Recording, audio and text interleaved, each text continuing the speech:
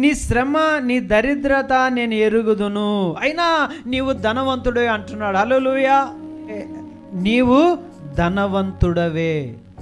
కాబట్టి ఈ యొక్క సంఘ చరిత్ర మనం చూసినట్లయితే ఈ సంఘము పేదదైపోయింది. ఎందువల్ల ఇది పేదదైపోయింది? చరిత్రకారులు ఏం చెప్తున్నారంటే ఎందువల్ల ఇది పేదదైందంటే, ఆ కాలంలో వాళ్ళ భూములను లాక్కున్నారు, వాళ్ళ ఇళ్ళను లాక్కున్నారు, వాళ్ళ బ్యాంక్ అకౌంట్లను లాక్కున్నారు, వాళ్ళ ఆస్తులను లాక్కున్నారు. అందువల్ల వీళ్ళు పేదవాళ్ళు అయిపోయినారు. ఈరోజు కూడా తెలుసా, పోయిన నెలలంతా మీటింగ్, క్రైస్తవ ఆస్తులు ఉండకూడదు.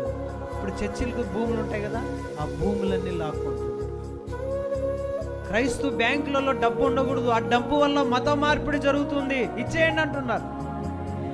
ఇది ఈ రోజు పుట్టింది కాదండి, ఆ రోజుల్లోనే సాతానుడు పుట్టించి.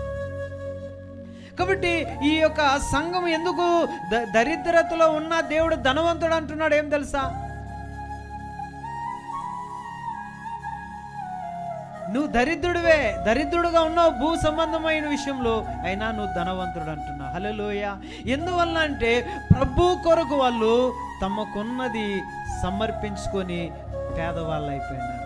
అందుకొరకు వీళ్ళు ప్రభు దృష్టిలో ధనవంతులుగా కనబడుతున్నారు. దేవుని బిడ్డలారా, హల్లెలూయా. ఈరోజు దేవుని బిడ్డ సంఘంతో మాట్లాడేటప్పుడు ప్రభులు వారు నీతో కూడా మాట్లాడుతున్నారని మీరు గమనించాలి. ఒకవేళ ఆర్థిక ఇబ్బందుల్లో కొట్టుమిట్టలాడుతూ ఆర్థిక ఇబ్బందుల్లో బాధపడుతున్న వారికి ప్రభు ఈరోజు సెలవిస్తున్నాడు, నీవు అమ్మ, తల్లి, తమ్ముడా, నువ్వు ధనవంతుడివే. హల్లెలూయా. నీకు ఉన్నది నాకు ఇచ్చినావు. ఇప్పుడు ప్రభు దగ్గర వాళ్ళు ఆ డబ్బు పెడితే ఇప్పుడు వాళ్ళు ధనవంతులా కాదా? తప్పకుండా దేవుడు తగిన సమయం ముందు వాళ్ళని మళ్ళా ఆ డబ్బును ఇస్తాడు. ఎందుకంటే అందుకే ఆయన